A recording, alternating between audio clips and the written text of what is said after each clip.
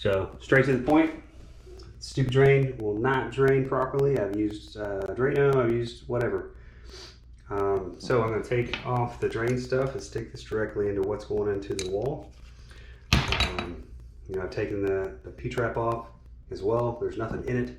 So that's what I'm going to do. I'm going to run my water hose through the window and have this thing straight into the drain like I said.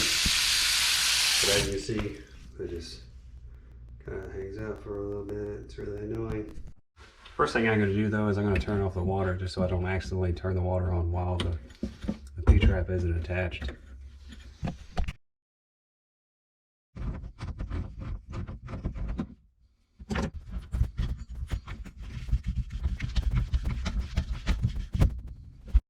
So you want to make sure to push it in there as much as possible.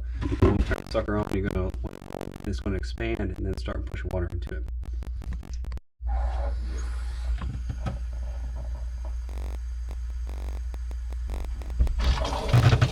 Alright, so I had to put a pipe over top of this thing. This one's a little bit too big for this drain, so I suggest getting a smaller one, or a couple different sizes.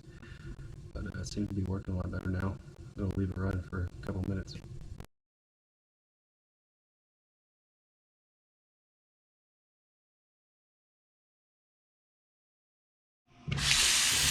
Yep. There you have it. Also, too, make sure that the inside of this guy is clean. In order to pull that out for this particular one, you have to unscrew from right here and just pull it straight out.